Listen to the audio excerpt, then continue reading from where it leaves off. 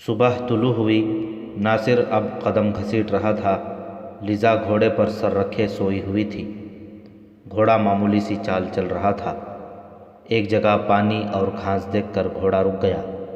Lisa نے نیند سے چونک کر کہا، خدا کے لیے اسے مت گھسیٹو، اسے ذرا کھا پی لینے دو۔ گھوڑے نے پانی پی لیا تو ناصر اس کی لگام پکڑ کر چل پڑا۔ گھوڑا دوڑنے کے قابل نہیں رہا تھا۔ ناصر بھی تھک ہار کر سوار ہو گیا۔ لیزا کا رنگ پیلا پڑ چکا تھا، اس کے منہ سے بات بھی نہیں نکلتی تھی۔ ناصر کو یہ تو معلوم ہی نہیں تھا کہ سلطان ایوبی کہاں ہوگا۔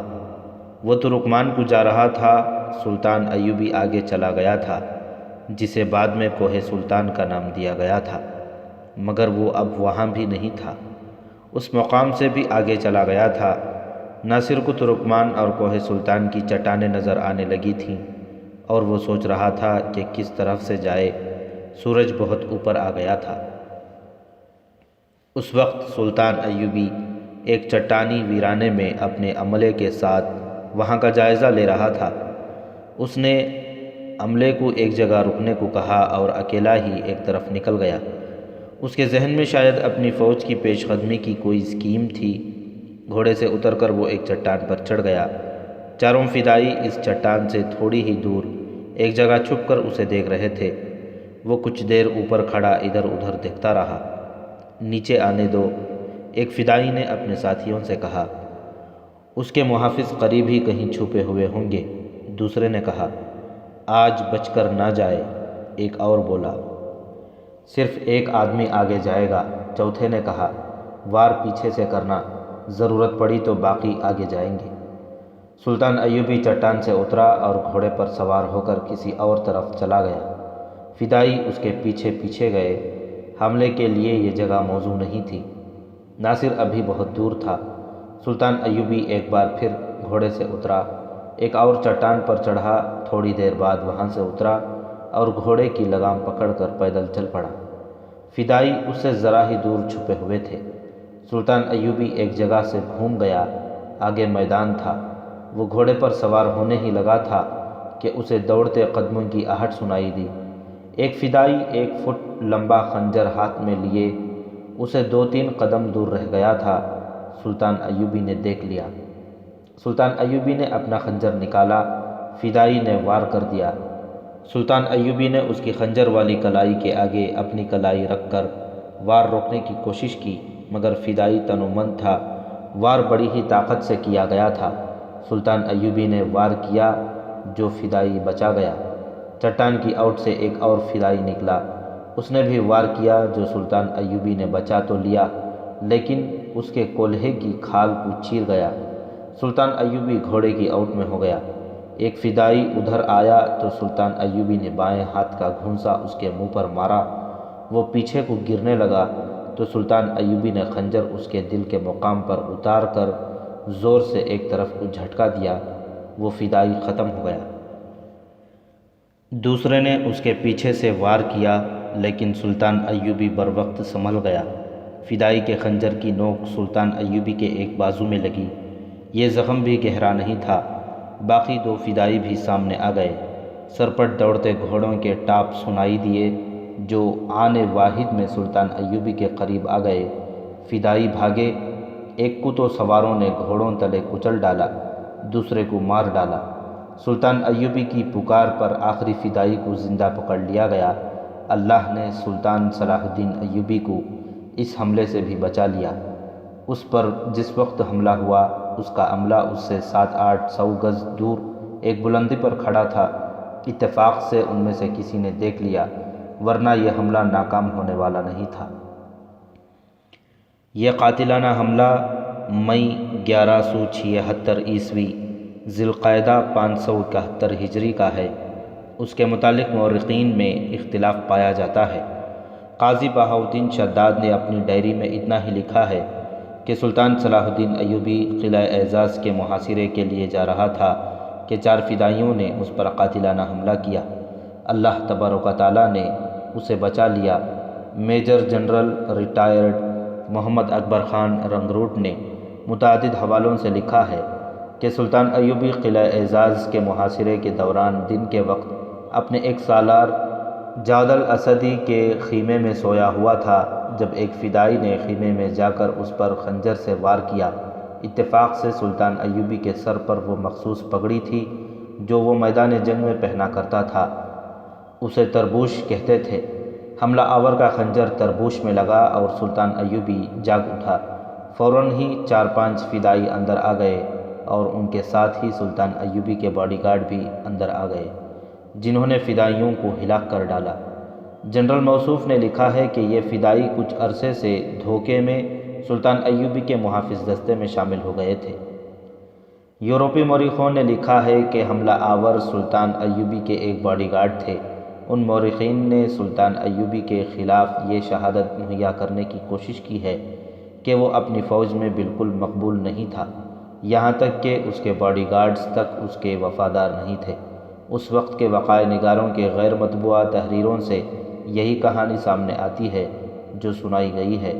فدائی نہ اس کے محافظ دستے میں تھے، نہ کسی دھوکے سے حملہ آور ہوئے تھے، انہیں سلطان ایوبی اکیلا مل گیا تھا۔ جو فدائی پکڑا گیا تھا اس نے بیان دیا کہ وہ چاروں قلعہ اسیات سے آئے ہیں۔ اسے حسن بن عبداللہ کے حوالے کر دیا گیا جس نے اسے قلعہ اسیات کے متعلق تمام تر معلومات لے لیں۔ یہ بھی پوچھ لیا کہ اندر کتنی فوج ہے اور اس کے لڑنے کی اہلیت کیسی ہے۔ یہ معلومات سلطان ایوبی کو دی گئیں۔ کل رات کے آخری پہر ہم اسیات کی طرف کوچ کریں گے، سلطان ایوبی نے کہا۔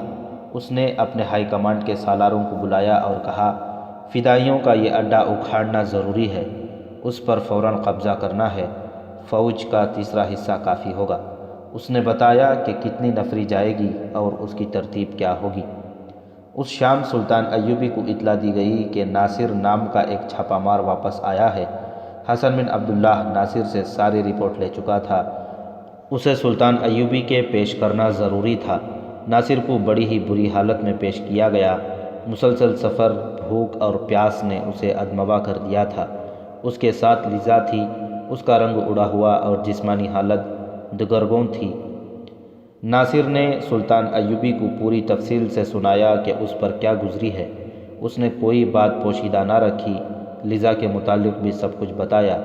سلطان ایوبی نے لیزا سے پوچھا کہ وہ اپنے متعلق فیصلے میں آزاد ہے۔ لیزا شاید اپنے آپ کو قیدی سمجھ رہی تھی اور اسے بہت برے سلوک کی توقع تھی، لیکن یہاں معاملہ الٹ تھا۔ اس نے ناصر کے ساتھ رہنے کی خواہش ظاہر کی۔ اسے بتایا گیا کہ اسے دمشق بھیج دیا جائے گا، جہاں وہ نور الدین زنگی کی بیوہ کی تحویل میں رہے گی اور ناصر اسے کچھ عرصے کے بعد ملے گا۔ دراصل اس قسم کی لڑکیوں کو ان کی جذباتی باتوں سے متاثر ہو کر قابل اعتماد نہیں سمجھا جاتا تھا۔ دمشق میں انہیں عزت اور آرام سے رکھا جاتا تھا اور ان کی خفیہ نگرانی کی جاتی تھی۔ ناصر کو زخموں کے علاج اور آرام کے لیے پچھلے کیمپ میں بھیج دیا گیا۔ شیخ سنان کا غصہ ابھی ٹھنڈا نہیں ہوا تھا کہ گمشتگین اسے دھوکہ دے گیا تھا۔ اس نے گمشتگین کے قافلے کے تعاقب میں جو آدمی بھیجے تھے ان میں سے صرف 2 واپس آئے تھے۔ وہ تھیریسا کو اٹھا لائے تھے، لیزا کو ناصر بچا لے گیا تھا۔ شیخ سنان تھیریسا سے انتقام لے رہا تھا، اسے اس نے قید میں ڈال رکھا تھا۔ تھی تو وہ بہت ہی خوبصورت لڑکی، لیکن شیخ سنان کی نظر لیزا پر تھی۔ دن کا پچھلا پہر تھا۔ اسیات کے قلعے کی دیواروں پر کھڑے سنتریوں نے دور گرد کے بادل اٹھتے دیکھے۔ گرد آگے ہی آگے آ رہی تھی۔ سنتری دیکھتے رہے حتیٰ کہ گرد میں سینکڑوں گھوڑے نظر آنے لگے۔ پھر پیادہ فوج نظر آئی۔ سنتریوں نے نقارے بجا دیے۔ کمانڈروں نے اوپر جا کر دیکھا، شیخ سنان کو اطلاع دی، وہ بھی سامنے والی دیوار پر چڑھ گیا۔ اس وقت فوج قلعے کے قریب آ کر محاصرے کی ترتیب میں ہو رہی تھی۔ شیخ سنان نے مقابلے کا حکم دے دیا۔ قلعے کی دیواروں پر تیر انداز پہنچ گئے، لیکن انہوں نے کوئی تیر نہ چلایا کیونکہ وہ باہر کی فوج کا رویہ دیکھنا چاہتے تھے۔ سلطان ایوبی کو قلعے کے اندر کی معلومات مل چکی تھیں۔ ناصر اس کے ساتھ تھا۔ 2 منجنیقیں نصب کر دی گئیں۔ ناصر نے انہیں بتایا کہ شیخ سنان کا محل کہاں ہے اور کتنی دور ہے۔ اس کی رہنمائی میں منجنیقوں نے پہلے بڑے پتھر پھینکے جو ٹھکانے پر پڑے۔ سنان کے محل کی دیواروں میں شگاف پڑ گئے۔ قلعے سے تیروں کا مہ برس پڑا۔ سلطان ایوبی کے حکم سے منجنیقیں سے آتش گیر مادے کے سرم بہر ہانڈیاں اندر پھینکی گئیں۔ یہ سنان کے محل کے قریب گر کر ٹوٹیں۔ سیال مادہ دور دور تک پھیل گیا۔ اسے آگ لگانے کے لیے فتیلے والے آتشیں تیر چلائے گئے، لیکن آتش گیر سیال پر نہ گرے۔ تیر ٹھکانے پر پھینکنا آسان نہیں تھا۔ انہیں قلعے کی دیوار کے اوپر سے اندر جانا تھا۔ اتفاق سے قریب کہیں آگ جل رہی تھی۔ ایک ہانڈی ان کے اتنا قریب پھٹی کہ آگ نے اس کے مادے کو شعلہ بنا دیا۔ دوسرے ہی لمحے سنان کا محل شعلوں کی لپیٹ میں آ گیا۔ وہاں بے شمار آتش گیر مادہ گرا اور بہہ بہہ کر پھیل گیا تھا۔ شیخ سنان پر شعلوں نے دہشت طاری کر دی۔ اس کی فوج صلیبیوں اور مسلمانوں کی لڑاکا فوج نہیں تھی، یہ نشے اور کاہلی کی ماری ہوئی فوج تھی۔ سنان نے حقیقت کو تسلیم کر لیا اور اس نے قلعے پر سفید جھنڈا چڑھا دیا۔ سلطان ایوبی نے جنگ بندی کا حکم دے دیا اور کہا کہ شیخ سنان سے کہو کہ باہر آئے۔ ہر طرف خاموشی طاری ہو گئی۔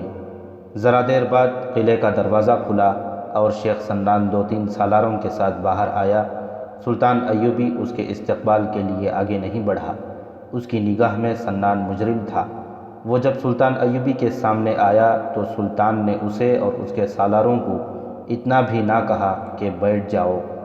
سنان، سلطان ایوبی نے کہا، کیا چاہتے ہو؟ جان کی امان، شیخ سنان نے شکست خوردہ آواز میں کہا۔ اور قلعہ؟ سلطان ایوبی نے پوچھا۔ مجھے آپ کا فیصلہ منظور ہوگا۔ اپنی فوج کے ساتھ قلعے سے فوراً نکل جاؤ، سلطان ایوبی نے کہا۔ تم کوئی سامان اپنے ساتھ نہیں لے جا سکو گے۔ اپنی فوج کو سمیٹو، کسی کمانڈر اور کسی سپاہی کے پاس کوئی اسلحہ نہ ہو۔ یہاں سے خالی ہاتھ نکلو۔ تہ خانے میں جو قیدی ہیں انہیں وہیں رہنے دو، اور یاد رکھو سلطنت اسلامیہ کی حدود میں نہ ٹھہرنا، صلیبیوں کے پاس جا کر دم لینا۔ تم نے اب کے جو 4 فدائی میرے قتل کے لیے بھیجے تھے وہ بھی مارے گئے ہیں۔ میں نے تمہیں بخش دیا ہے، سفید جھنڈا تمہیں چڑھایا ہے۔ میں قرآن کے فرمان کا پابند ہوں۔ میں کہہ نہیں سکتا خدا تمہیں معاف کرے گا یا نہیں۔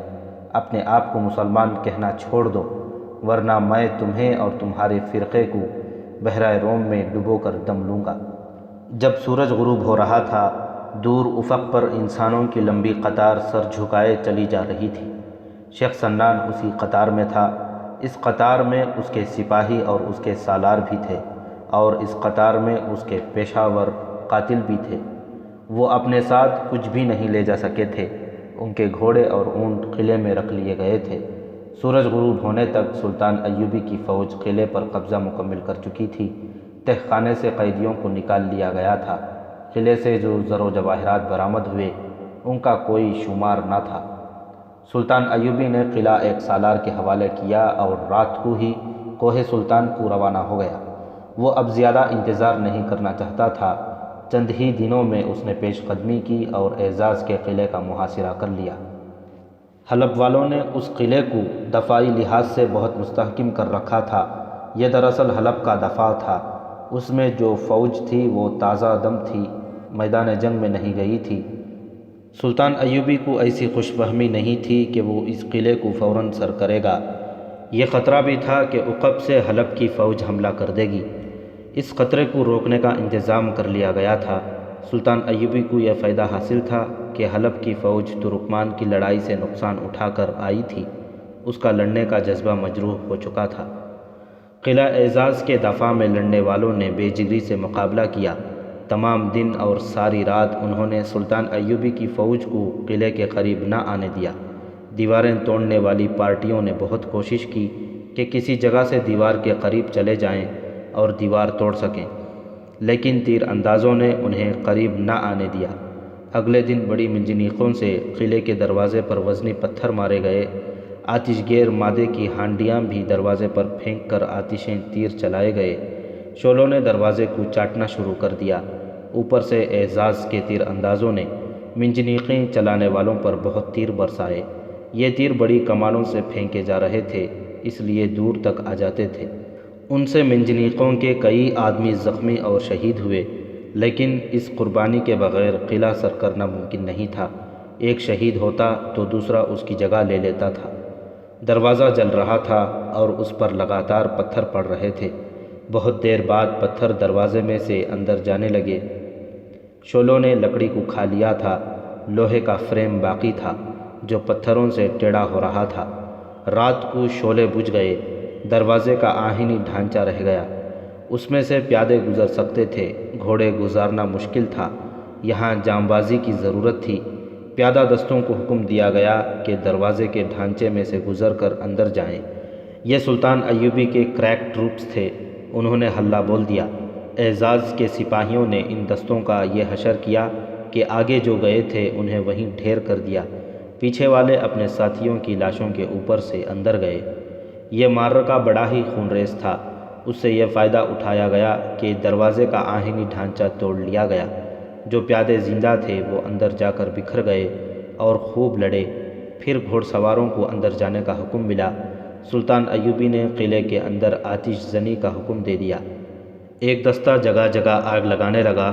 اعزاز کی فوج ہتھیار ڈالنے پر آمادہ نظر نہیں آتی تھی۔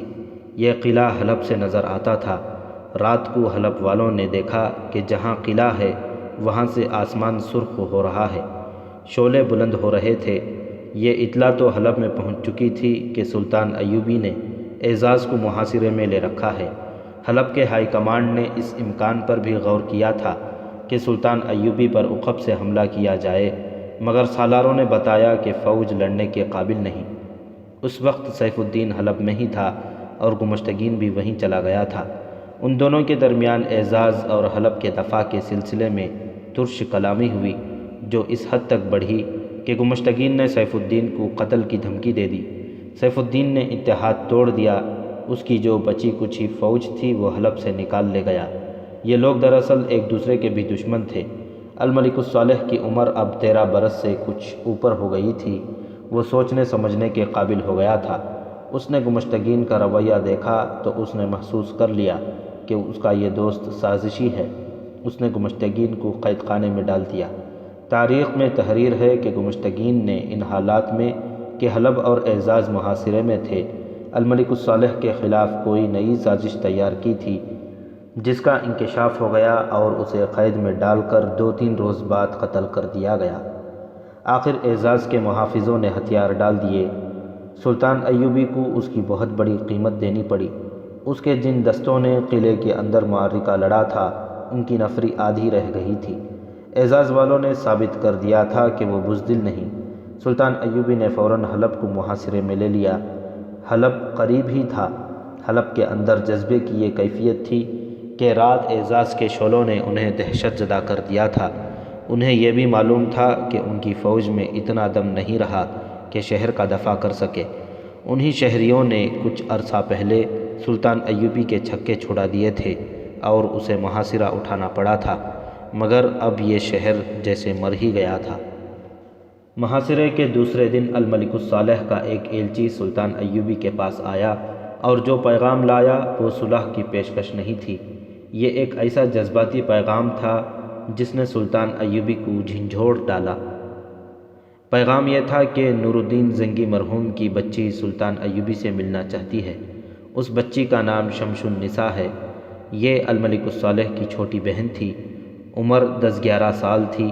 الملک الصالح جب دمشق سے حلب گیا تو اپنی بہن کو بھی ساتھ لے گیا تھا۔ ان کی ماں رضی خاتون بنت معین الدین بیوہ نور الدین زنگی دمشق میں ہی رہ گئی تھی۔ وہ سلطان ایوبی کی حامی تھی۔ سلطان ایوبی نے حلب کے ایلچی کو جواب دیا کہ وہ بچی کو لے آئے۔ بچی آ گئی۔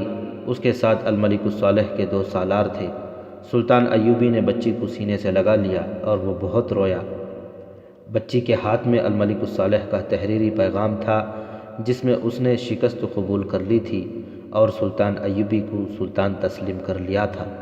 اس نے سلطان ایوبی کی اطاعت بھی قبول کر لی تھی۔ اس میں یہ بھی لکھا تھا کہ گمشتگین کو قتل کر دیا گیا ہے، اس لیے ہرن بھی سلطان ایوبی کی ملکیت تصور کیا جائے۔ تم لوگ بچی کو کیوں ساتھ لائے ہو؟ سلطان ایوبی نے سالاروں سے پوچھا۔ یہ پیغام تم خود نہیں لا سکتے تھے؟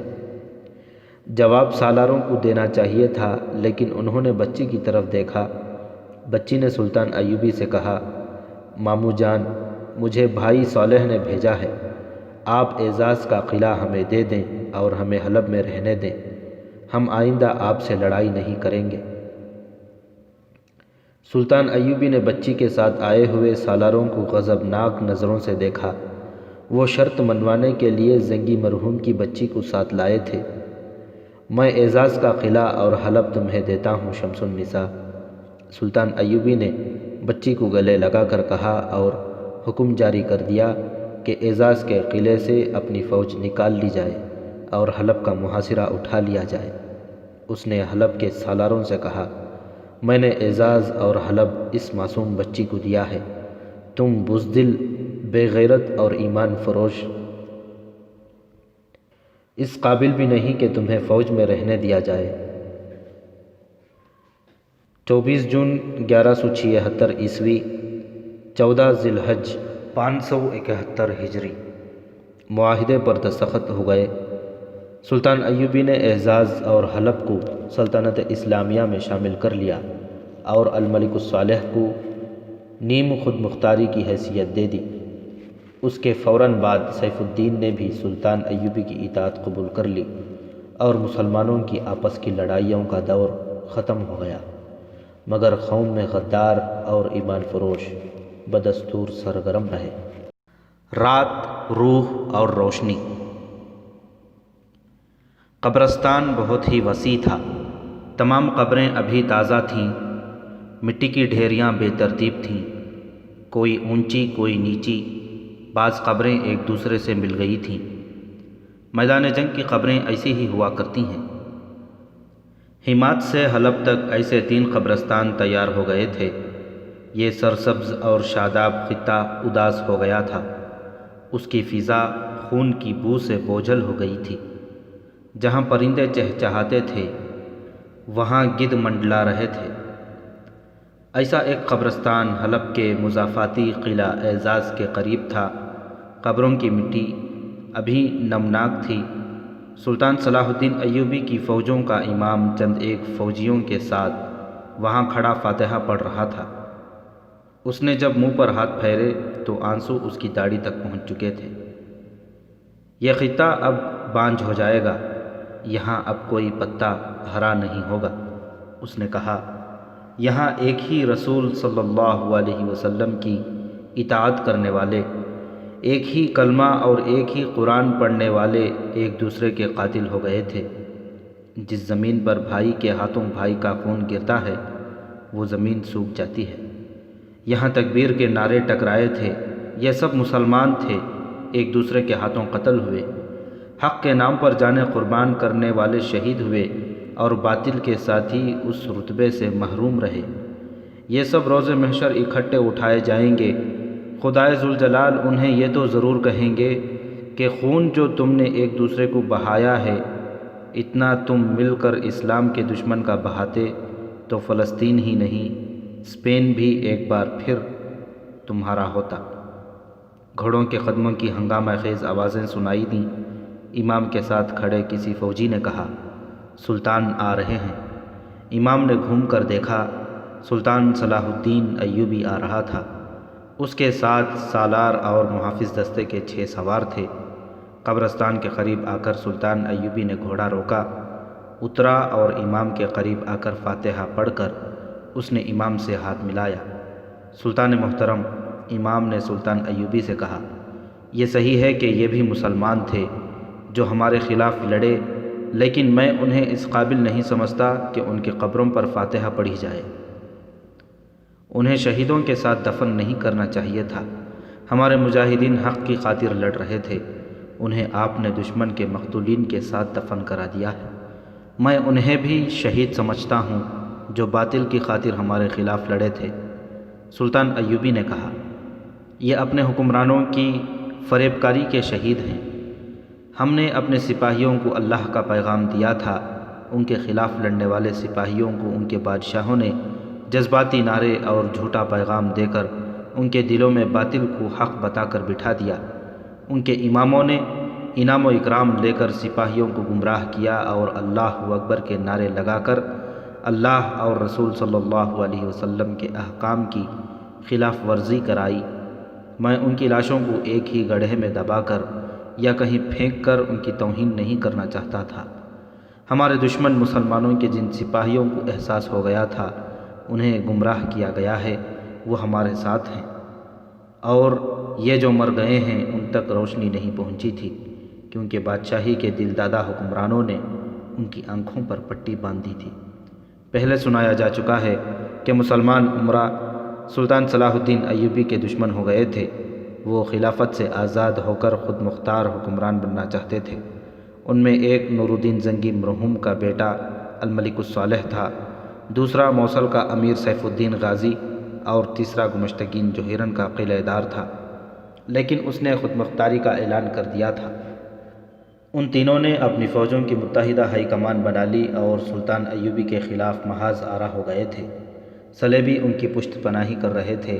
صلیبیوں کو ان کے ساتھ صرف یہ دلچسپی تھی کہ مسلمان آپس میں ٹکرا ٹکرا کر ختم ہو جائیں یا اتنے کمزور ہو جائیں کہ ان صلیبیوں کے خلاف لڑنے کے قابل نہ رہیں۔ حکمرانی کے نشے، صلیبیوں کی دی ہوئی مالی اور جنگی امداد، شراب اور یہودیوں کی حسین و جمیل لڑکیوں نے ان امرا کو ایسا اندھا کیا کہ وہ سلطان ایوبی کے راستے میں اس وقت حائل ہو گئے تھے جب نور الدین زنگی فوت ہو چکا تھا، اور سلطان ایوبی مصر سے یہ عزم لے کر آیا تھا کہ صلیبیوں کو عالم اسلام سے بے دخل کر کے قبلہ اول کو سلطنت اسلامیہ میں شامل کر لے گا۔ 1.5 سال تک ہمات سے حلب تک کے اس سرسبز خطے میں مسلمان کا خون بہاتا رہا۔ آخر فتح حق کی ہوئی۔ سلطان ایوبی نے فتح پائی۔ اس کے دشمنوں نے اس کی اطاعت قبول کر لی، لیکن سلطان ایوبی کے چہرے پر مسرت کی ہلکی سی بھی جھلک نظر نہیں آتی تھی۔ قوم کی عسکری قوت کا بیشتر حصہ تباہ ہو چکا تھا۔ اس لحاظ سے یہ صلیبیوں کی فتح اور مسلمانوں کی شکست تھی۔ صلیبی اپنے عزائم میں کامیاب ہو گئے تھے۔ سلطان ایوبی اب کئی برسوں تک بیت المقدس کی طرف پیش قدمی کے قابل نہیں رہا تھا۔ جون 1176 عیسوی کے اس روز جب سلطان ایوبی قلعہ اعزاز کے قریب وسیع قبرستان میں اپنے امام کے ساتھ کھڑا تھا تو اس دور کے واقعہ نگاروں کے مطابق اس کا چہرہ بجھا بجھا سا تھا۔ اس نے امام سے کہا، ہر نماز کے بعد دعا کریں کہ اللہ انہیں بخش دے جن کی آنکھوں پر کفر کی پٹی باندھ کر اپنے بھائیوں کے خلاف لڑایا گیا تھا۔ سلطان گھوڑے پر سوار ہوا اور اس نے قبرستان پر نگاہ ڈالی۔ خدا کو اتنے زیادہ خون کا حساب کون دے گا؟ یہ گناہ میرے حساب میں نہ لکھ دیا جائے۔ اپنے سالاروں کی طرف دیکھ کر اس نے کہا، ہماری قوم خودکشی کے راستے پر چل پڑی ہے۔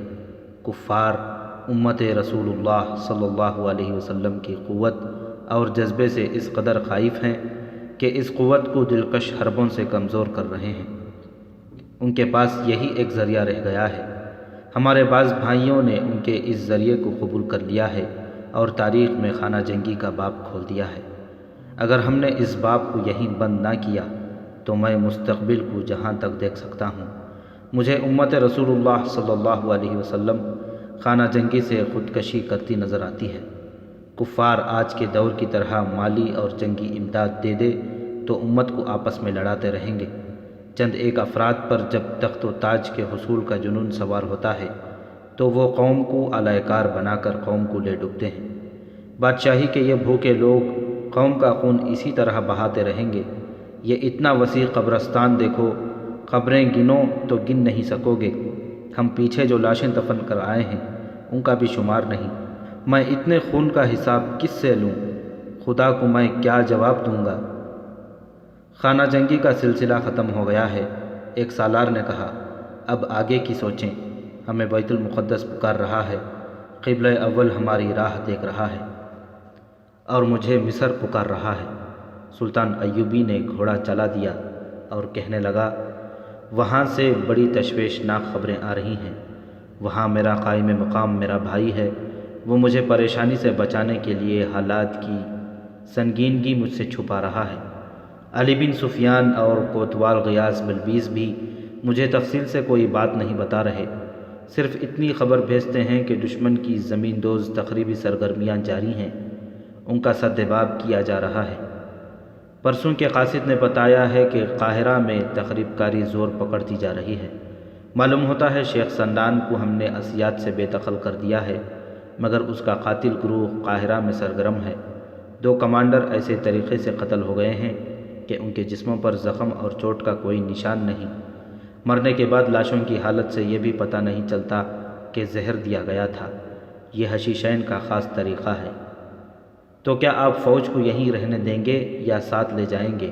ایک سالار نے کہا۔ اس کے متعلق میں نے ابھی فیصلہ نہیں کیا، سلطان ایوبی نے کہا۔ شاید کچھ نفری لے جاؤں، فوج کی ضروریات یہاں زیادہ ہیں۔ صلیبیوں نے مصر میں تخریب کاری اسی لیے تیز کر دی ہے کہ میں فلسطین کی طرف پیش قدمی کرنے کے بجائے مصر چلا جاؤں۔ میں ان کی یہ خواہش پوری نہیں کرنے دوں گا، البتہ میرا مصر جانا ضروری ہے۔ سلطان ایوبی کے خدشے بے بنیاد نہیں تھے۔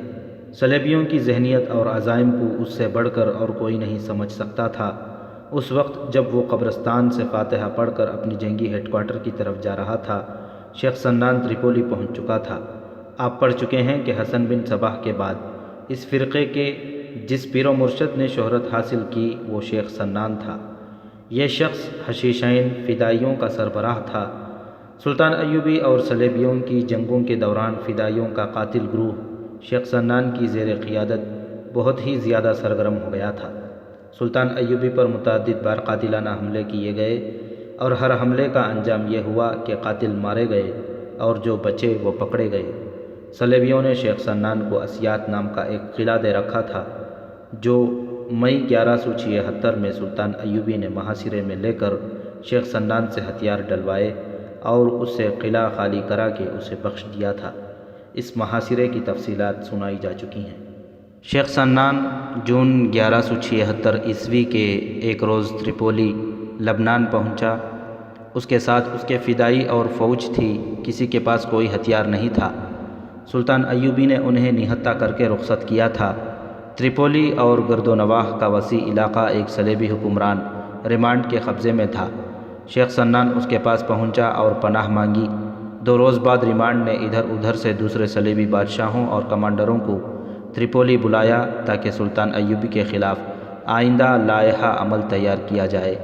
صلیبیوں کی انٹیلیجنس کا ماہر ڈائریکٹر جرمن نشاد ہرمن بھی اس کانفرنس میں موجود تھا۔ آپ مجھے اس بنا پر نہیں کہہ سکتے کہ میں صلاح الدین ایوبی سے شکست کھا کر آیا ہوں، شیخ سنان نے صلیبیوں کی اس کانفرنس میں کہا۔ آپ جانتے ہیں کہ ہم فوج کی طرح نہیں لڑ سکتے۔ سلطان ایوبی کا مقابلہ تمہاری فوج بھی نہیں کر سکتی۔ میرے فدائی اس محاصرے میں کیسے لڑ سکتے ہیں؟ ضرورت یہ ہے کہ آپ ایوبی کے دشمن مسلمان امراء کو اپنی فوجیں دیں، وہ سب مل کر بھی اس کے سامنے نہیں ٹھہر سکے۔ شیخ سنان ریمانڈ نے کہا، یہ ہم تک رہنے دیں کہ ایوبی کے خلاف ہمیں کیا کرنا چاہیے۔ ہم آپ کو یہ بتانا چاہتے ہیں کہ آپ نے اس کے قتل کے لیے جو 4 آدمی بھیجے تھے وہ بھی ناکام ہو گئے ہیں، مارے گئے اور پکڑے گئے ہیں۔ صلاح الدین ایوبی پر آپ کا ایک بھی قاتلانہ حملہ کامیاب نہیں ہوا۔ اس سے یہ ظاہر ہوتا ہے کہ آپ اپنے بیکار آدمی بھیجتے رہے ہیں جن کے مر جانے یا گرفتار ہو جانے سے آپ کو کوئی فرق نہیں پڑتا تھا۔ ہم آپ کو جو مراعات اور رقم دیتے رہے وہ ضائع ہو گئی ہیں۔ صرف ایک صلاح الدین کے قتل نہ ہونے سے آپ کی رقم ضائع نہیں ہوئی، شیخ سنان نے کہا۔ میں نے مصر میں صلاح الدین کی حکومت کے جو 2 حاکم قتل کرائے ہیں انہیں اپنی رقم کے حساب میں رکھیں۔ آپ کے 3 طاقتور مخالف سوڈان میں تھے، انہیں میں نے قبروں میں اتارا اور وہاں آپ کا راستہ صاف کیا ہے۔ صلاح الدین ایوبی کے مخالف مسلمان امراء میں سے جو حلب میں الملک الصالح کے ساتھ تھے 2 صلاح الدین کے حامی ہو گئے تھے۔ آپ کے اشارے پر میں نے انہیں قتل کرایا ہے، اور اب مصر میں حاکموں کے خفیہ قتل کا جو سلسلہ شروع ہوا ہے وہ کس نے شروع کیا ہے؟ کیا آپ اسے بھی ناکام کہیں گے؟ ایوبی کب قتل ہوگا؟ فرانسیسی صلیبی گئی آفلوزینان نے میز پر مکہ مار کر پوچھا۔ صلاح الدین ایوبی کے قتل کی بات کرو۔ آپ نے نور الدین زنگی کو جو زہر دیا تھا وہ صلاح الدین کو کب دو گے؟ جس روز اس قسم کے حالات پیدا ہو جائیں گے جیسے نور الدین زنگی کے وقت پیدا ہوئے تھے، شیخ سنان نے کہا۔ زنگی زلزلے کی تباہ کاری کے متاثرین کی امداد کے لیے اکیلا بھاگتا دوڑتا رہتا تھا۔ نہ اسے ہوش تھا نہ اس کے عملے کو کہ اس کے لیے جو کھانا پکتا ہے وہ کون پکاتا ہے اور کوئی اس کی نگرانی بھی کرتا ہے یا نہیں؟ اس موقع سے میرے ان آدمیوں نے جو میں نے آپ کے کہنے پر اس کے قتل کے لیے بھیج رکھے تھے فائدہ اٹھایا، اور اس کے کھانے میں جو زہر ملا دیا وہ گلے کی بیماری بن گیا اور وہ 3-4 دنوں بعد مر گیا۔ اس کے طبیب آج بھی کہتے ہیں کہ نور الدین زنگی خناق سے مرا ہے، مگر صلاح الدین کے کھانے تک پہنچنا ممکن نہیں۔ کیا آپ اس باورچی کو خرید نہیں سکتے جو اس کا کھانا پکاتا ہے؟ ایک اعلیٰ کمانڈر نے پوچھا۔ اس کا جواب ہمارا دوست ہرمن دے سکتا ہے، شیخ سنان نے کہا اور ہرمن کی طرف دیکھ کر مسکرایا۔ پچھلی کہانیوں میں ہرمن کا ذکر چند بار آیا ہے۔ وہ جرمنی کا رہنے والا تھا، علی بن سفیان کی طرح جاسوس اور سراغ رسانی کا ماہر تھا، تقریب کاری اور کردار کشی میں خصوصی مہارت رکھتا تھا۔ مصر میں سلطان ایوبی کے خلاف جو سازشیں اور وسیع پیمانے پر ایک بغاوت جو ہوئی وہ اسی نے کرائی تھی۔ سلطان ایوبی کے ان 2-4 اعلیٰ حکام کو بھی ہرمن نے اس کے خلاف کر دیا تھا جو سلطان ایوبی کے معتمد تھے۔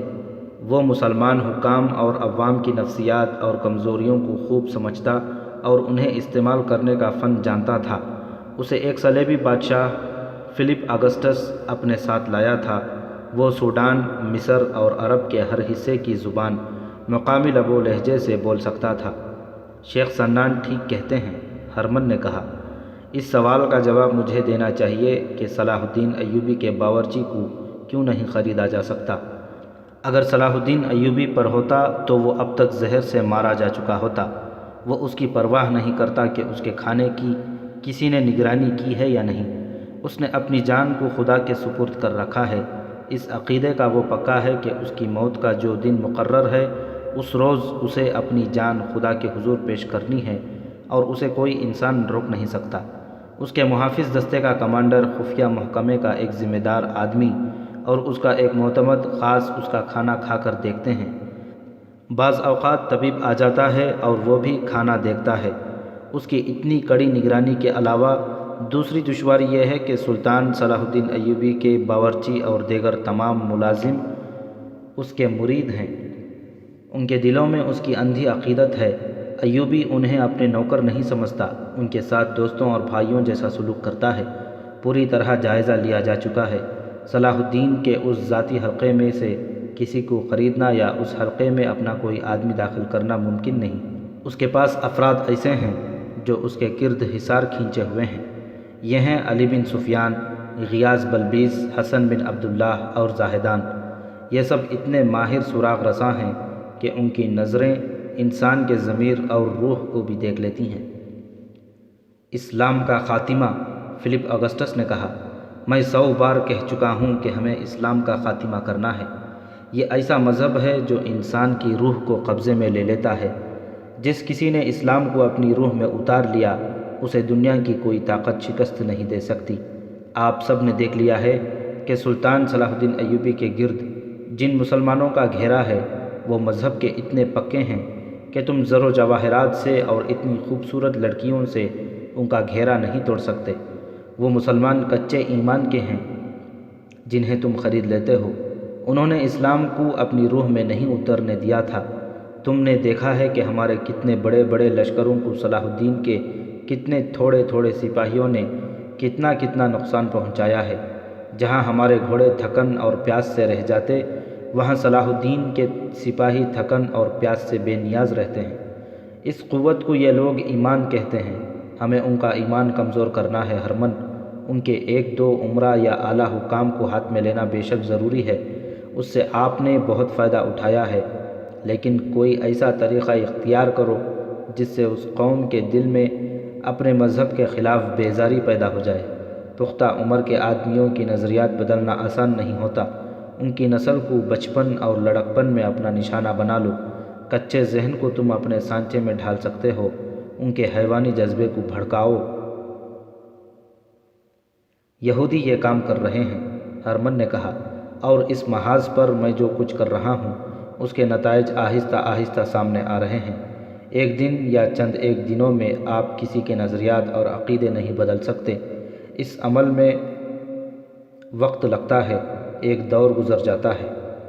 یہ عمل جاری رہنا چاہیے، فلپ اگسٹس نے کہا۔ میں یہ توقع نہیں رکھوں گا کہ نتائج ہماری زندگی میں سامنے آئیں۔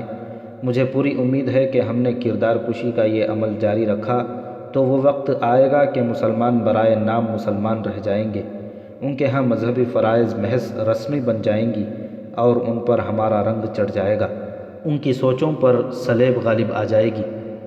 شیخ سنان ریمانڈ نے شیخ سنان سے کہا، اگر آپ ہم سے اسیاد کے قلعے کے بدلے ایک اور قلعہ مطالبہ کریں گے تو ہم ابھی یہ مطالبہ پورا نہیں کر سکیں گے۔ ہمارا معاہدہ قائم رہے گا، قلعے کے سوا دوسری تمام مراعات آپ کو حاصل رہیں گی۔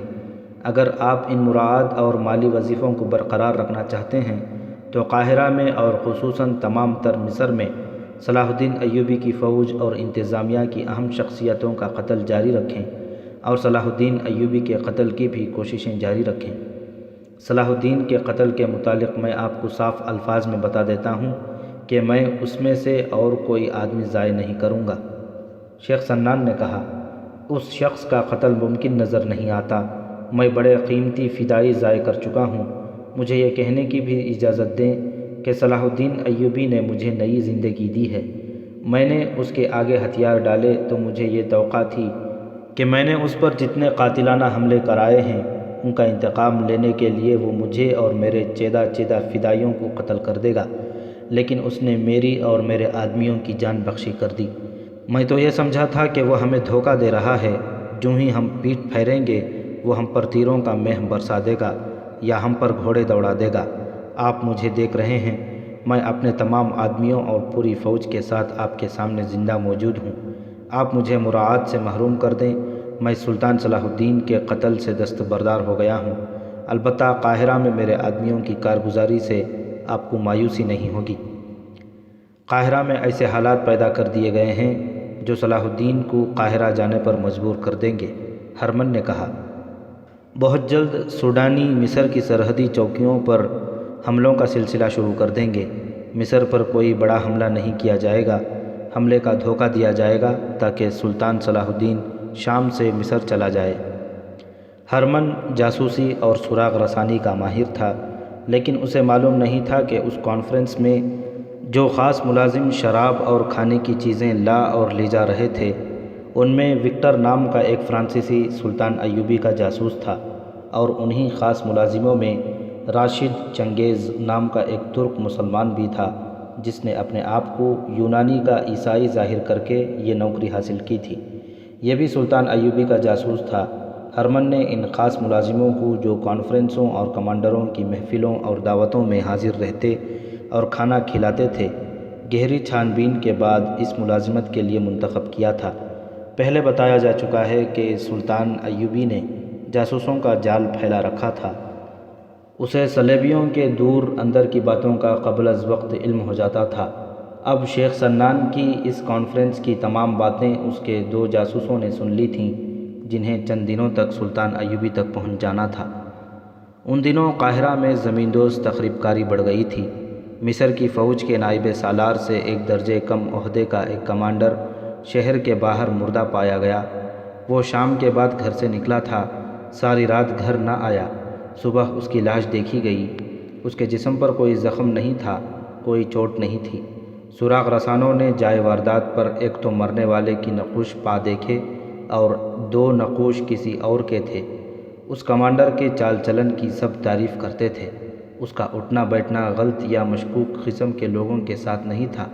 اس کی ایک ہی بیوی تھی جو اس سے ہر لحاظ سے مطمئن تھی۔ اس کی موت کا باعث معلوم کرنے کی بہت کوشش کی گئی۔ اگر یہ قتل تھا تو قاتل کا کوئی سراغ نہیں مل رہا تھا۔ 3-4 دنوں بعد اسی عہدے کا ایک اور فوجی کمانڈر بالکل اسی طرح ایک صبح اپنے کمرے میں مردہ پایا گیا۔ وہ فوجی بارکوں کے ایک کمرے میں رہتا تھا۔ اس کے متعلق بھی رپورٹیں بالکل صاف تھیں۔ اس کے دوستوں کے حلقے میں اپنے ہی دستے کے کچھ آدمی تھے، ان میں سے کسی کے ساتھ اس کا لڑائی جھگڑا نہیں تھا۔ قتل کی بظاہر وجہ کوئی نہیں تھی، اسے قتل کہا ہی نہیں جا سکتا تھا کیونکہ جسم پر زخم یا چوٹ کا کوئی ہلکا سا بھی نشان نہیں تھا۔ یہ لاش سرکاری طبیب نے دیکھی۔ لاش کے ہونٹوں کے کونوں میں ذرا سی جھاگ تھی۔ اس نے یہ جھاگ لکڑی کے ایک لمبوترے ٹکڑے کے سرے پر لگا لی۔ اس نے ایک کتا منگوایا اور یہ جھاگ گوشت کے ایک ٹکڑے پر لگا کر ٹکڑا کتے کو کھلا دیا۔ اس نے کتے کو اپنے گھر لے جا کر باندھ دیا اور اسے دیکھتا رہا۔ کتے نے کوئی غیر معمولی حرکت نہ کی، اسے جو کھانے کو دیا گیا وہ کھاتا رہا۔ طبیب ساری رات جاگ کر کتے کو دیکھتا رہا۔ آدھی رات کے بعد کتا اٹھا اور جہاں تک رسی اجازت دیتی تھی وہ بڑے آرام سے ٹہلتا رہا۔ بہت دیر ٹہل کر وہ رکا اور گر پڑا۔ طبیب نے دیکھا کتا مر چکا تھا۔ طبیب نے رپورٹ دی کہ دونوں کمانڈروں کو ایسا زہر دیا گیا ہے جس سے کوئی تلخی نہیں ہوتی، انسان نہایت اطمینان سے مر جاتا ہے۔ سراغ رسانوں نے دونوں کمانڈروں کے متعلق گہری تفتیش کی۔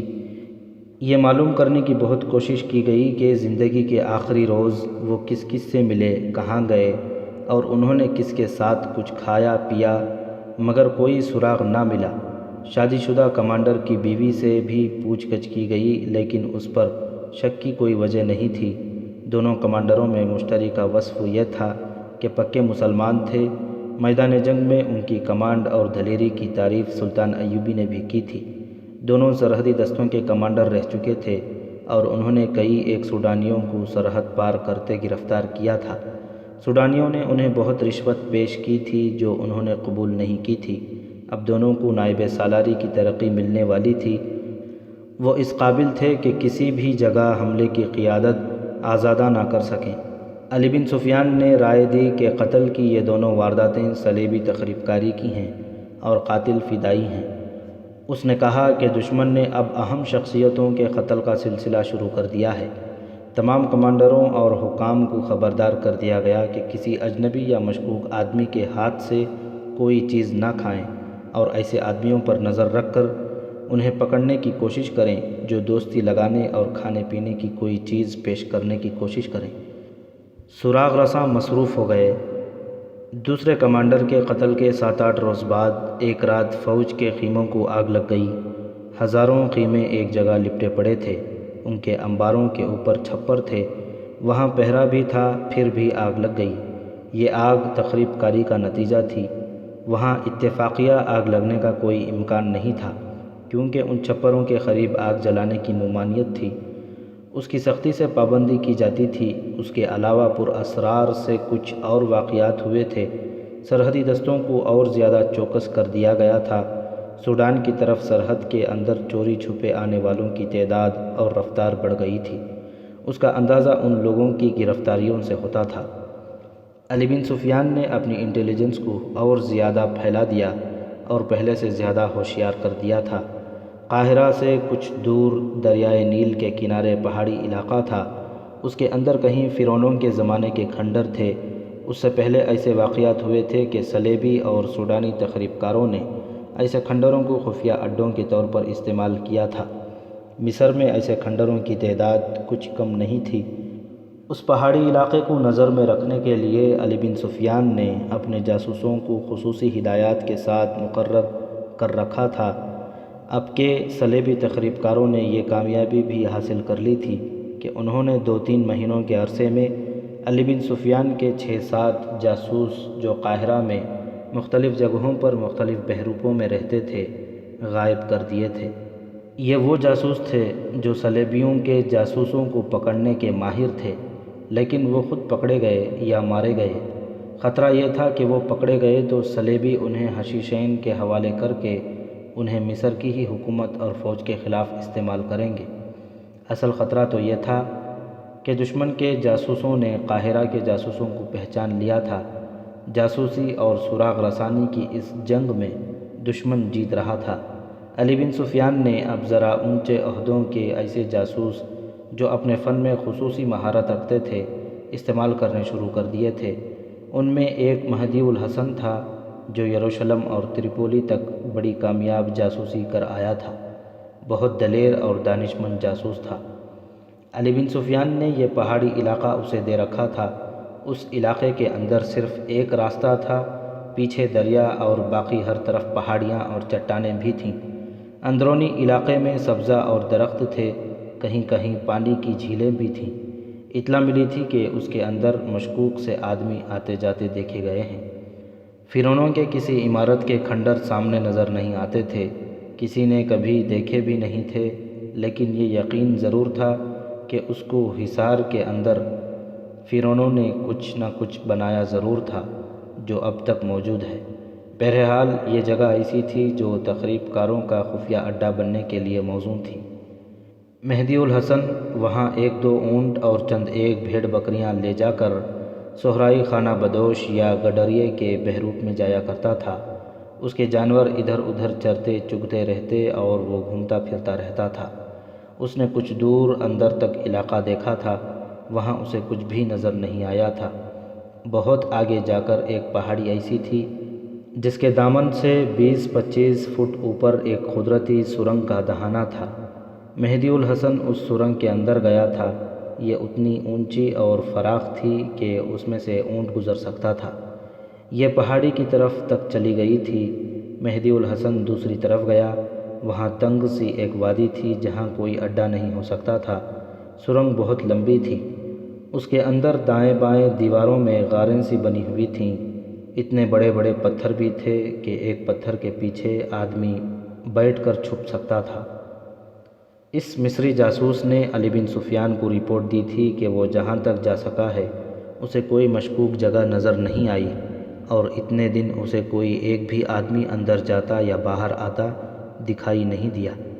علی بن سفیان نے اسے کہا کہ وہ سارا دن وہیں گزارا کرے اور وہ زیادہ اندر تک نہ جایا کرے کیونکہ پکڑے جانے یا مارے جانے کا خطرہ تھا۔ علی بن سفیان نے اسے یہ بھی کہا کہ کبھی کبھی وہ اونٹ پر سوار ہو کر رات کو بھی چلا جایا کرے۔ اگر کوئی آدمی اسے مل جائے تو اسے بتائے کہ وہ قاہرہ جا رہا ہے، اپنے آپ کو کسان ظاہر کرے۔ اس ہدایت کے تحت مہدی الحسن رات کو بھی وہاں گیا تھا۔ ایک رات اسے کسی کے بھاگتے قدموں کی آواز سنائی دی۔ یہ کوئی جنگلی جانور بھی ہو سکتا تھا اور یہ کوئی انسان بھی ہو سکتا تھا۔ مہدی الحسن آگے نہ گیا، کچھ دیر وہاں رکا، پھر واپس آ گیا۔ وہ دوسرے دن سورج نکلنے سے پہلے 2-3 اونٹ اور بھیڑ بکریاں لے کر وہاں چلا گیا۔ انہیں کھلا چھوڑ کر خود ادھر ادھر گھومنے پھرنے لگا۔ وہاں سبزہ تھا، جھاڑیاں اور گھاس تھی اور جنگلی پودے بھی تھے۔ کچھ آگے جا کر اسے ایک آدمی دکھائی دیا جو زمین پر جھکا ہوا تھا۔ اس نے قیمتی چوغا پہن رکھا تھا اور اس کی لمبی داڑھی تھی، سر پر عمامہ بھی قیمتی تھا۔ مہدی الحسن آہستہ آہستہ اس کی طرف چلنے لگا۔ جھکے ہوئے آدمی نے اس کی طرف دیکھا۔ مہدی الحسن اپنی چال ڈھال میں جاہلانہ پن نمایاں رکھا اور آہستہ آہستہ اس آدمی کے قریب جا کھڑا ہوا۔ چوغے والے کے ہاتھ میں ایک تھیلا تھا جس میں ہرے پتے بھرے ہوئے تھے اور اس کے دوسرے ہاتھ میں ایک پودے کی ہری شاخ تھی۔ آپ کیا ڈھونڈ رہے ہیں؟ مہدی الحسن نے گواروں کے سے لہجے میں احمقوں کی طرح ہنس کر پوچھا۔ کوئی چیز گم ہو گئی ہے؟ میں بھی تلاش کروں؟ میں حکیم ہوں، اس آدمی نے کہا۔ جڑی بوٹیاں ڈھونڈ رہا ہوں، ان کی دوائیاں بناؤں گا۔ مہدی الحسن نے اس کا چہرہ دیکھ کر پہچان لیا۔ وہ قاہرہ کا حکیم تھا اور خاصی شہرت رکھتا تھا۔ مہدی الحسن نے اس کے اس جواب کو غلط نہ سمجھا کہ وہ جڑی بوٹیاں ڈھونڈ رہا ہے۔ اس علاقے میں جڑی بوٹیاں موجود تھیں۔ حکیم نے اس سے پوچھا کہ وہ یہاں کیا کر رہا ہے۔ اس نے بتایا کہ وہ یہاں سے تھوڑی ہی دور اپنے ایک کنبے کے ساتھ خیمے میں رہتا ہے اور یہاں جانوروں کو چرانے اور پانی پلانے لایا ہے۔ ان بوٹیوں سے آپ کس مرض کی دوائیاں بنائیں گے؟ مہدی الحسن نے پوچھا۔ تم کسی مرض کو نہیں سمجھ سکتے، حکیم نے جواب دیا۔ بعض مرض ایسے ہوتے ہیں کہ مریض کو بھی معلوم نہیں ہوتا کہ اسے کیا ہے۔ یہ حکیم مشہور تھا، دور دور سے اس کے پاس مریض آتے تھے۔ اتفاق سے مہدی الحسن کو یہاں مل گیا۔ یہ انسانی فطرت کی کمزوری ہے کہ انسان پر مرض کا وہم بھی طاری ہو جاتا ہے اور انسان بڑی لمبی عمر کا اور ایسی جسمانی طاقت کا متمنی رہتا ہے جو کبھی کم نہ ہو۔ مہدی الحسن کو شاید معمولی سی کوئی تکلیف تھی۔ اس نے اس کا ذکر حکیم سے کیا۔ حکیم نے اس کی نبض پر ہاتھ رکھا، پھر اس کی آنکھوں میں جھانکا اور یوں چونکا جیسے اسے اس کی آنکھوں میں کوئی عجیب چیز نظر آئی ہو۔ اس نے مہدی الحسن کو سر سے پاؤں تک دیکھا۔ حکیم کے چہرے پر حیرت کا تاثر تھا۔ تم میرے دواخانے میں آ سکتے ہو؟ حکیم نے پوچھا۔ شہر میں آ جاؤ، میں بہت غریب آدمی ہوں، مہدی الحسن نے کہا۔ آپ کو پیسے کہاں سے دوں گا؟ تم ابھی میرے ساتھ چلو۔ حکیم نے کہا، میرا اونٹ ادھر چل رہا ہے، تمہارے پاس بھی اونٹ ہے، مجھے پیسوں کی ضرورت نہیں، امیر لوگ بہت پیسے دے جاتے ہیں، غریبوں کا علاج مفت کرتا ہوں۔ تمہاری بیماری اس وقت تو معمولی ہے، لیکن یہ اچانک بڑھ جائے گی، مجھے کوئی اور بھی شک ہے۔ مہدی الحسن دراصل ڈیوٹی پر تھا، معمولی سے مرض کی خاطر وہ ڈیوٹی نہیں چھوڑ سکتا تھا۔ اس نے حکیم سے کہا کہ وہ شام کو اس کے دواخانے میں آئے گا، اسے راستہ اور جگہ بتا دے۔ مہدی الحسن کو اچھی طرح معلوم تھا کہ اس کا دواخانہ کہاں ہے، وہ انجان بنا رہا اور حکیم نے اسے سمجھا دیا کہ دواخانہ کہاں ہے۔ مہدی الحسن شام کے بعد اسی بہروپ میں حکیم کے دواخانے میں چلا گیا۔ اس نے اونٹ ساتھ رکھا تھا تاکہ حکیم کو شک نہ ہو۔ اسے خود حکیم پر کوئی شک نہ تھا، وہ جانتا تھا کہ حکیم جڑی بوٹیاں تلاش کرتے رہتے ہیں۔ اسے فی الواقع خیال پیدا ہو گیا تھا کہ جسے وہ معمولی سی تکلیف سمجھتا ہے وہ خطرناک بیماری بن سکتی ہے۔ حکیم نے اسے اچھی طرح دیکھا اور کہا، میں دوائی دے دیتا ہوں، اگر اس سے افاقہ نہ ہوا تو وہ کوئی اور بندوبست کرے گا، کیونکہ اسے کوئی اور شک ہے۔ مہدی الحسن نے پوچھا کہ اور کیا شک ہے؟ اللہ نہ کرے میرا شک درست ہو۔ حکیم نے کہا، تم خوبصورت جوان ہو، صحرا میں گھومتے پھرتے رہتے ہو، جس جگہ تم مجھے ملے تھے وہ جگہ ٹھیک نہیں، وہاں بدروحیں رہتی ہیں، ان میں بعض فرعونوں کے وقتوں کی بڑی حسین لڑکیوں کی بدروحیں ہیں، انہیں فرعونوں نے زبردستی اپنے پاس رکھا اور عیاشی کا ذریعہ بنایا تھا، پھر انہیں مروا ڈالا تھا، کیونکہ ان کی جگہ انہیں دوسری لڑکیاں مل گئی تھیں۔ روح بوڑھی نہیں ہوتی، ہمیشہ جوان رہتی ہے۔ جن لڑکیوں کو قتل کیا گیا تھا ان کی روحیں اس سرسبز خطے میں بھٹکتی رہتی ہیں۔ مجھے شک ہے کہ تمہاری شکل و صورت فرعونوں کے دور کے کسی ایسے نوجوان سے ملتی جلتی ہے جسے اس دور کے کوئی لڑکی چاہتی تھی، مگر وہ کسی فرعون کا شکار ہو گئی۔ تم اس جگہ جاتے رہتے ہو، اس لڑکی کی بدروح نے تمہیں دیکھ لیا ہے اور تمہاری روح کے ساتھ دل بہلا رہی ہے۔